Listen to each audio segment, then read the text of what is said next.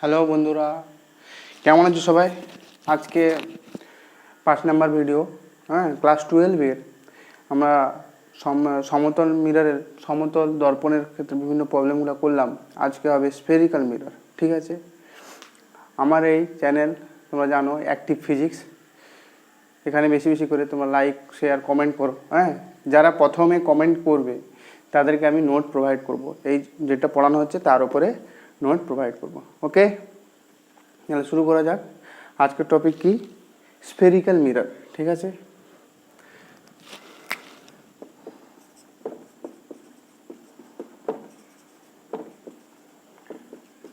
গোলীয় দর্পণ নিয়ে আজকে আলোচনা করা হবে। ঠিক আছে, আমরা এর আগে করেছি সমতল দর্পণ। ঠিক আছে, যার রিফ্লেক্টিং সারফেস এটা ছিল, এটা নর্মাল, এটা ইনসিডেন্ট রে, এইভাবে প্রতিফলিত হতো। এটা ইনসিডেন্ট রে, এটা রিফ্লেক্টেড রে, সরি, তাই তো। আজকে আমরা করব স্ফেরিক্যাল মিরর, যা একটু কার্ভ থাকবে, একটুখানি কার্ভ থাকবে। ঠিক আছে, স্ফেরিক্যাল মিরর কেন বলা হয়? স্ফেরিক্যাল মিরর এই জন্য বলা হয় যে মিররটা কোনো একটা গোলকের অংশ। মিররটা কোনো একটা গোলকের অংশ।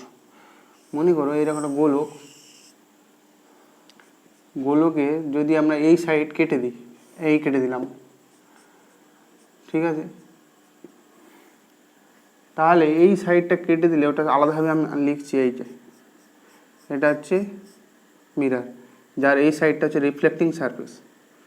এই বরাবর এই যাবে, এইভাবে প্রতিফলিত হবে। ঠিক আছে, বুঝতে পারলে? এবার রিফ্লেক্টিং স্ফেরিক্যাল মিরর দু প্রকার, একটা হচ্ছে কনকেভ মিরর, একটা হচ্ছে কনভেক্স মিরর। যদি আমি এই সাইড কেটে দিই, ধরো রিফ্লেক্টিং সারফেস ওপরেরটা এইভাবে রে গেল, তো এইভাবে প্রতিফলিত হবে। যদি এইভাবে রে আসে, এইভাবে প্রতিফলিত হবে, তাই না?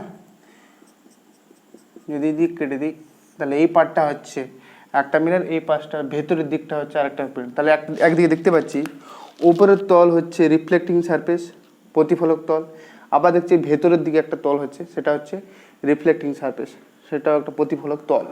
ঠিক আছে, দু প্রকার প্রতিফলক তল নিয়ে আলোচনা করছি। ঠিক আছে, তো রিফ্লেক্টিং স্ফেরিক্যাল মিরর দু প্রকার, একটা আমাদের অধ্যায়ে যেটা হচ্ছে কনকেভ মিরর, আর একটা হচ্ছে কনভেক্স মিরর, অবতল দর্পণ, আর একটা হচ্ছে উত্তল দর্পণ।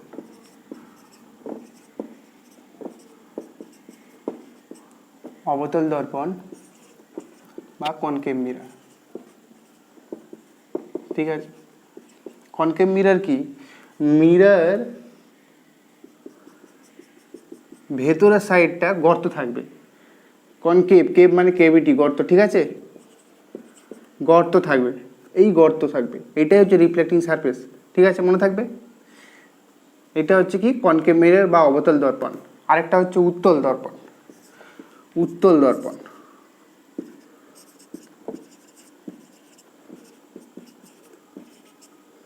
উত্তল দর্পণ বা কনভেক্স মিরর। ওকে,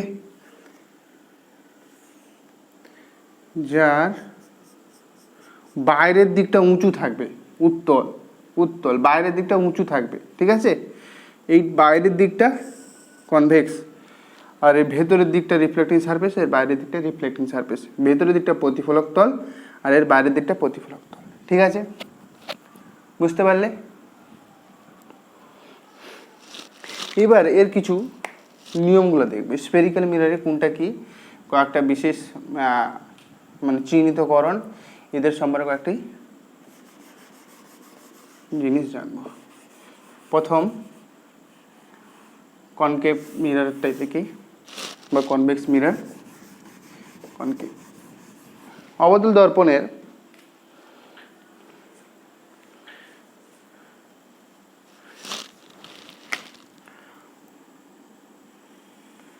কি কি বিষয় জানবো? একটা হচ্ছে সেন্টার অফ কার্ভেচার, বক্রতা কেন্দ্র। মনে করো অবতল দর্পণের ক্ষেত্রে এই দর্পণটি যে গোলকের অংশ, গোলকটা টেনে দিই, যে গোলকের অংশ, সেই গোলকের কেন্দ্রটাই হচ্ছে কি বক্রতা কেন্দ্র। Centre of curvature, centre of curvature, বক্রতা কেন্দ্র। কি বললাম? অবতল দর্পণের ক্ষেত্রে, অবতল দর্পণের ক্ষেত্রে কি, যে গোলকের অংশ, দর্পণটি যে গোলকের অংশ, সেই গোলকের কেন্দ্রটা হচ্ছে বক্রতা কেন্দ্র। আর এই দর্পণের রেডিয়াসটা হচ্ছে বক্রতা ব্যাসার্ধ। ঠিক আছে, এই দর্পণের ব্যাসার্ধটাই কি? বক্রতা ব্যাসার্ধ। এটাই কি? বক্রতা ব্যাসার্ধ। ক্লিয়ার? কনভেক্স মিররের ক্ষেত্রে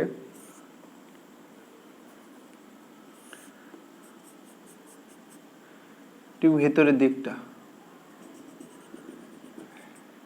কনভেক্স মিররের যে গোলকের অংশ, সেই সেন্টার, সেই সেন্টারকে কি বলবো? সেন্টার অফ কার্ভেচার, বক্রতা কেন্দ্র। আর রেডিয়াসকে কি বলবো? কি বলবো? বক্রতা ব্যাসার্ধ। ঠিক আছে,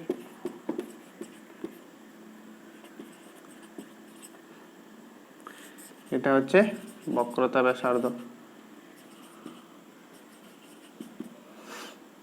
রেডিয়াস অফ কার্ভেচার। ঠিক আছে, রেডিয়াস অফ কার্ভেচার। ক্লিয়ার? আরো কয়েকটি বিষয় আছে।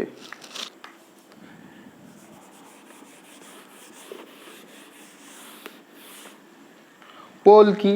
উত্তল দর্পণ, অবতল দর্পণে পোল। হ্যাঁ, দর্পণ, অবতল দর্পণকে সমভাবে দুভাগে যদি ভাগ করে দিই, পুরো সমানভাবে যদি ভাগ করে দিই, সেই মধ্যবিন্দুটাই হচ্ছে পোল। সেই মধ্যবিন্দুটাই হচ্ছে পোল বা মেরু। এই পি দিয়ে ডিনোট করা হয়, কি বলবো? মেরু। ঠিক আছে, মেরু, পোল বা মেরু। উত্তল দর্পণের ক্ষেত্রে সেই মধ্যবিন্দুটাই হচ্ছে পোল বা মেরু। ঠিক আছে, ক্লিয়ার? এবার বক্রতা কেন্দ্র থেকে সেই মেরু পর্যন্ত যদি সরলরেখা সংযোগ করে দিই, সেই সরলরেখাটা হচ্ছে প্রধান এক্সিস বা রেডিয়াস অফ কার্ভেচারটা যদি সেন্টার থেকে পোল সংযোগ বরাবর হয়, তাকে কি বলবো? প্রধান অক্ষ। ঠিক আছে, প্রধান অক্ষ, প্রিন্সিপাল অ্যাক্সিস। ঠিক আছে, প্রিন্সিপাল অ্যাক্সিস। ঠিক আছে, মনে থাকবে, প্রিন্সিপাল অ্যাক্সিস। বুঝতে পারলে? পোল হলো প্রধান অক্ষ, হলো প্রিন্সিপাল অ্যাক্সিস। ক্লিয়ার? এরপরে উন্মেষ বা অ্যাপারচারটা কি জিনিস? তাহলে কি কি শিখলাম?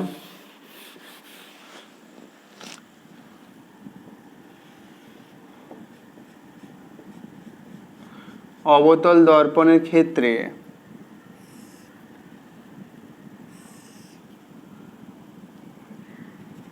এটা সেন্টার অফ কার্ভেচার, বক্রতা কেন্দ্র। এটা হচ্ছে পোল, আর এটা পুরোটা হচ্ছে প্রধান অক্ষ। রেডিয়াস অফ কার্ভেচারটা হচ্ছে এই বরাবর যদি যোগ করে দিই, সেটাই হচ্ছে প্রধান অক্ষ।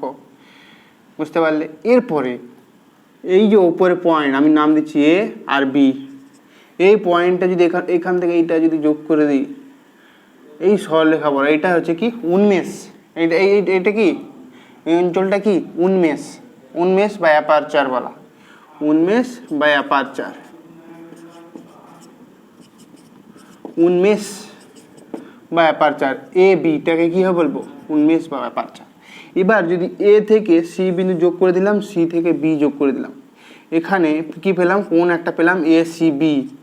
এটাকে বলা হয় কৌণিক অ্যাপারচার বা কৌণিক উন্মেষ। কৌণিক উন্মেষ, মনে থাকবে, কৌণিক অ্যাপারচার বা কৌণিক উন্মেষ। ক্লিয়ার? আজকে জাস্ট স্ফেরিক্যাল মানে ইন্ট্রোডাকশান, আর এর ওপরই আমরা ইমেজ ফরমেশন পর্যন্ত নিয়ে যেতে পারবো। ঠিক আছে, কৌণিক উন্মেষ আর অ্যাপারচার হলো। এরপরে হচ্ছে এই যে মাঝখানে আছে, এটাকে বলা হয় ফোকাস। সেটা দেখি কি হবে, বুঝলি? ফোকাস, মনে করো প্রথমে লম্বটা এঁকে নি, কীভাবে আঁকতে হয়। মানে এইটা হচ্ছে, এই গোলকের সেন্টার হচ্ছে সি। অবতল দর্পণে একটা গোলকের সেন্টার হচ্ছে সি। সিটাই জানি সি থেকে এই দর্পণের পর যে কোনো বাহুটাই, যে কোনো সরলরেখা, যে কোনো ব্যাসার্ধই হবে কি লম্ব, তাই তো। লম্ব কীরকম, যদি এই পি বিন্দুতে, মানে এখানে একটা নাম দিচ্ছে পি, সরি পিতে এইটা নাম দেওয়া হয়, অন্য নাম দিই বি, এ নাম দিলাম। সি থেকে এই বরাবর যদি একটা লম্ব টেনে দিই, তাহলে এটাই হবে 90 ডিগ্রি এই ক্ষেত্রে। আবার এখানে একটা পয়েন্ট নিলাম বি, এটাও হবে 90 ডিগ্রি এই ক্ষেত্রে। ঠিক আছে, বুঝতে পারলে কি বললাম, জাস্ট এটা হচ্ছে লম্ব, এগুলো কি লম্ব, এই টেনে দিলাম, এটা কি লম্ব নর্মাল। এই দর্পণের উপর সি থেকে যতগুলো আমি বাহু টানবো এগুলো সব কি হবে, নর্মাল হবে, লম্ব হবে। ক্লিয়ার, এটা বুঝতে পারলে? বুঝতে পারলে? যদি আমাকে প্রতিফলন রিফ্লেকশন ল, আমি বলেছিলাম রিফ্লেকশন ল সমস্ত জায়গায় ভ্যালিড, তাই না? রিফ্লেকশন ল সমস্ত জায়গায় ভ্যালিড। মনে করো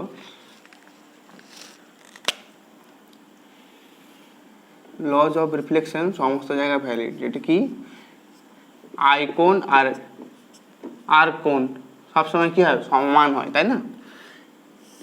মনে করো এখান থেকে একটা সমান্তর রে এলো, রে অফ ইনসিডেন্ট, কি আপতিত রশ্মি আই, সে কোন দিকে প্রতিফলিত হবে?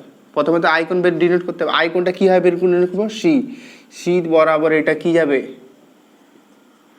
নর্মাল, এটা কি নর্মাল। তাহলে এটা কি কোণ, small icon. Clear, small icon. এবার স্মল আর কোণে কি হবে, প্রতিফলিত হবে, স্মল আর কোণে প্রতিফলিত হবে, এইরকম একটা বিন্দুতে মিলিত হবে। আবার এই দিক বরাবর যদি সমান্তর রশ্মিগুচ্ছ বের করি, সেও হবে এখানে লম্ব টানবে, এটা এন, এটা যদি আইকন করে এই বরাবর কি হবে, প্রতিফলিত হবে।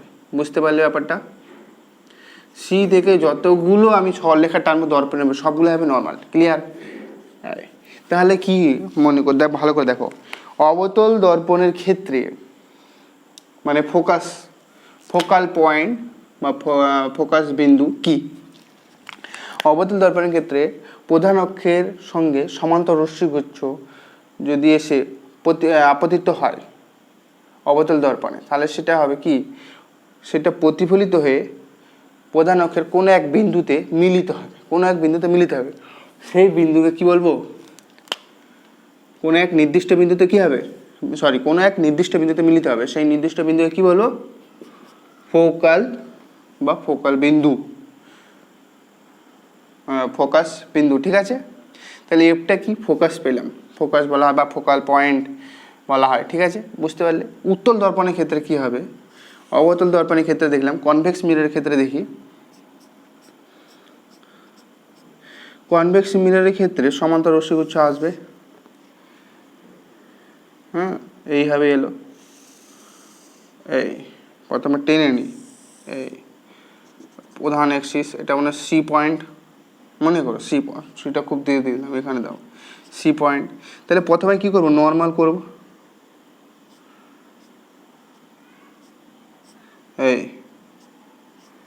এই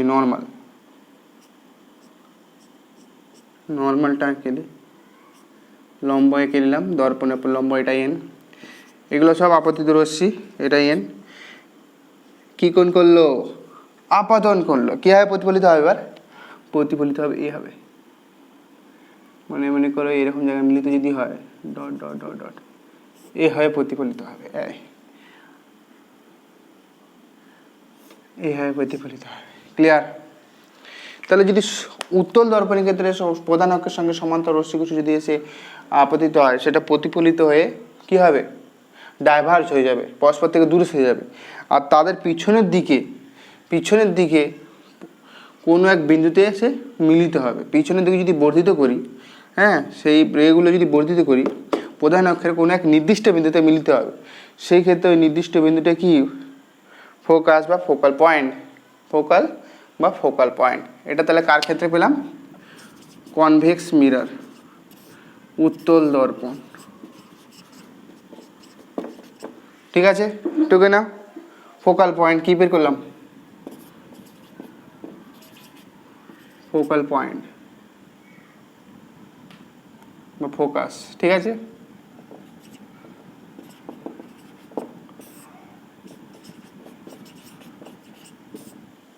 ক্লিয়ার? বুঝতে পারলে?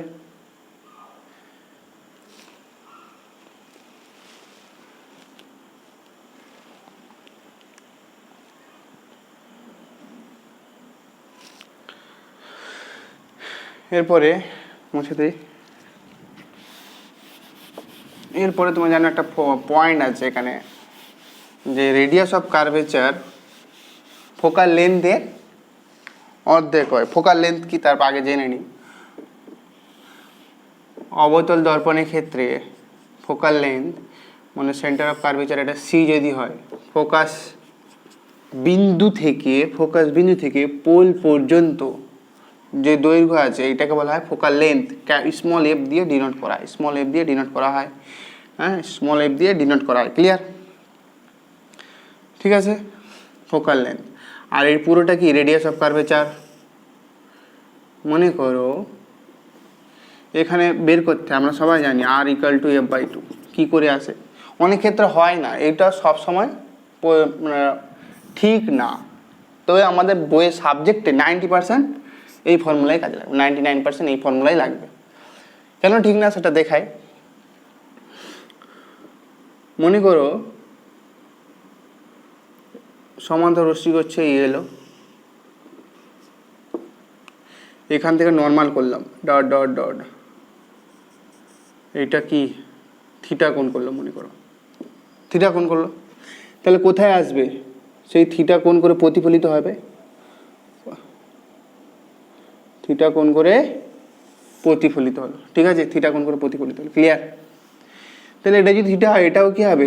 দেখো সমান্তরে এটা ছেদক, মানে এই পয়েন্টটা হচ্ছে পুরো ছেদক হিসাবে কাজ করছে, এই সরলরেখাটা নর্মালটা। ঠিক আছে, তাহলে এটা কি হবে? থিটা, এটা থিটা। এবার এর উপর একটা লম্ব টানলাম, যার নাম দিলাম বি নাম দিলাম। ঠিক আছে, তাহলে পুরোটা কত? এই পুরোটা, এইটাকে ধরলাম এক্স, এইটাকে ধরলাম এফ, এই পুরোটা কত? আর না, পুরোটা কত? আর। তাহলে আমি ত্রিভুজ করি, ভালো করে লক্ষ্য করো, ঘুরিয়ে দিই না, ওইটাই থাক।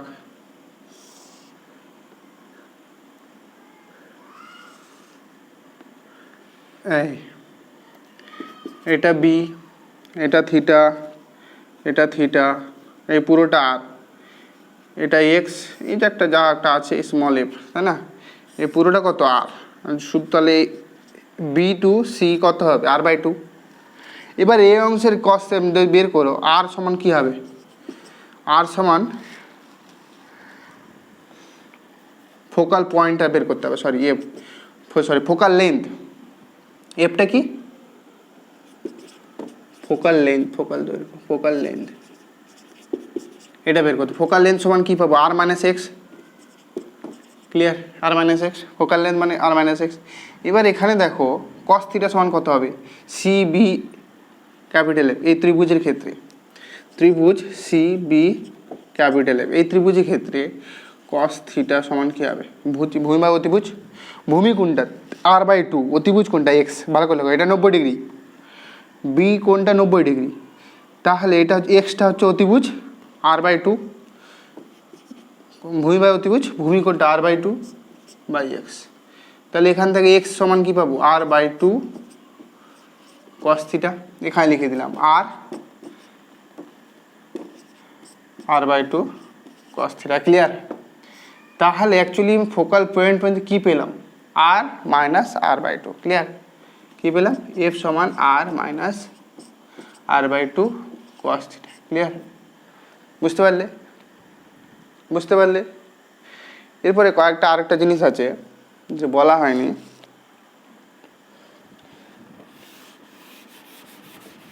এটা আমরা জাস্ট দেখলাম কার ক্ষেত্রে?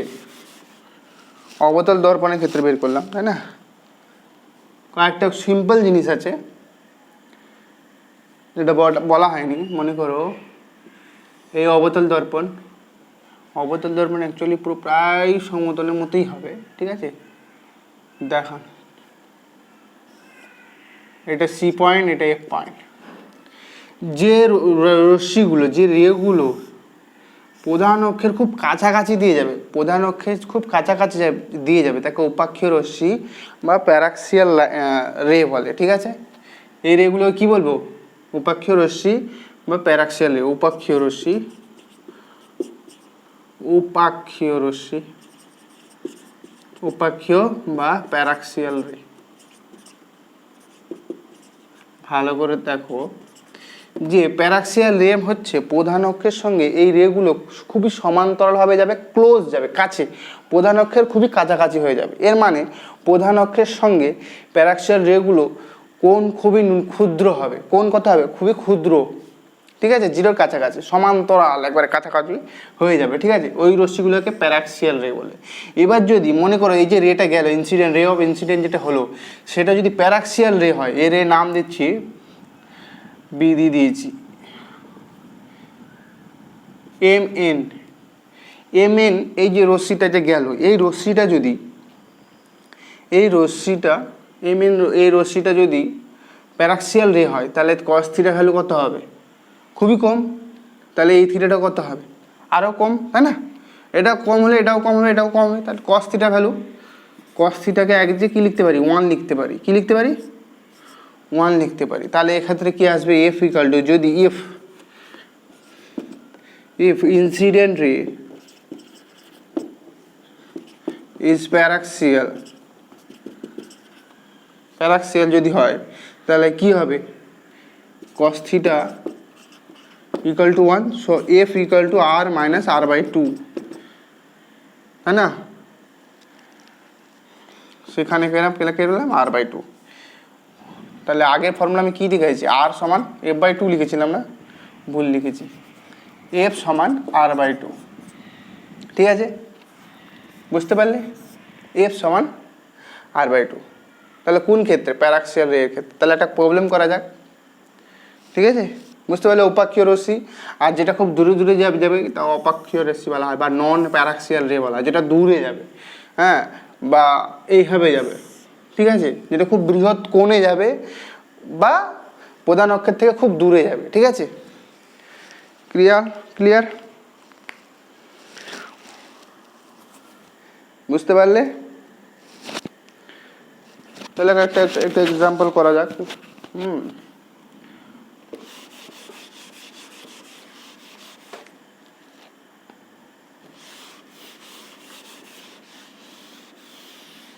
f equal to r by 2। মনে করো এটা অবতল দর্পণ, সি পয়েন্ট থেকে 3 সেন্টিমিটার থেকে গেল, আর রেডিয়াস অফ কার্ভেচার দেওয়া আছে 5 সেন্টিমিটার। বোঝার চেষ্টা করে, হ্যাঁ? তাহলে এটা তো লম্ব, তাই না? রেটা আসবে এইভাবে, চলে গেল, তাই না? ফোকাসে দিয়ে বেরিয়ে গেল। বুঝতে পারলে? তাহলে এটা কত হবে? এটা 3, এটা 5, এটা তাহলে কত হবে? 4 হবে না? অতিভুজের মতো। বুঝতে পারলে? বুঝতে পেরেছো? তাহলে এই ক্ষেত্রে ফোকাল পয়েন্ট কত হবে? যদি আগের ফর্মুলাটা লাগাই, F equal to R minus R by 2 cos theta, এটা থিটা, এটা 3 সেন্টিমিটার, তাহলে এটাও থিটা, তাই না? এটা থিটা, তাহলে আর কত? আর 5 মাইনাস আর বাই 2, আর এর ভ্যালু কত? 5 বাই 2 কস থিটা। উপরটা দেখো, এই ত্রিভুজটা দেখো, কস থিটা ভূমি বাই অতিভুজ।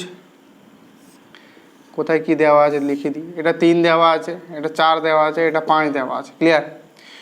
ভূমি বাই অতিভুজ, ভূমি বাই অতিভুজ কস ভূতি,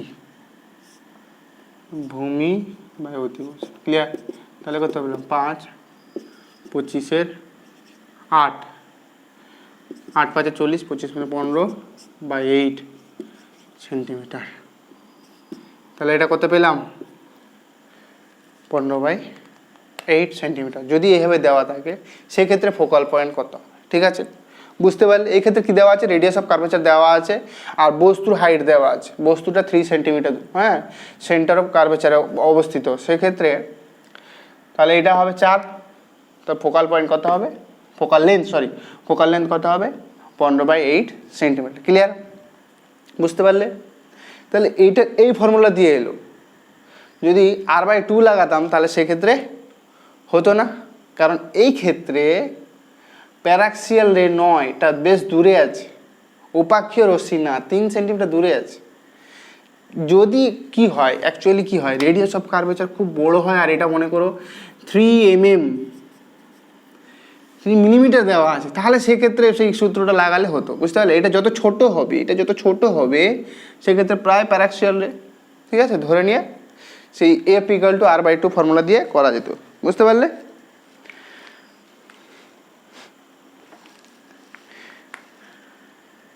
বুঝতে পারলে?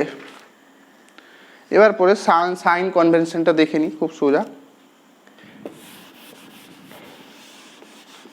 উত্তল দর্পণ অবতল দর্পণের ক্ষেত্রে অবতল দর্পণ উত্তল দর্পণ, ঠিক আছে,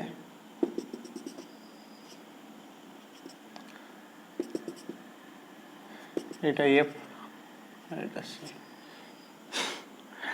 অবতল দর্পণের ক্ষেত্রে সবসময় ফোকাল লেন্থ নেগেটিভ হবে, কারণ দর্পণে মেরু থেকে মেজার করা হয়, ঠিক আছে, দর্পণে মেরু থেকে বাঁ দিকে, তাই জন্য ফোকাল পয়েন্ট সবসময় অবতল দর্পণের ক্ষেত্রে মনে রাখবে negative, always negative.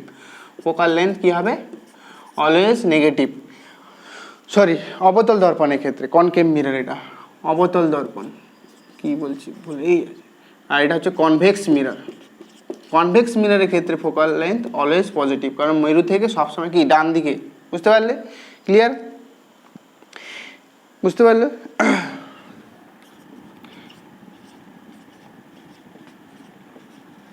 Sign convention দেখি পুরোটা।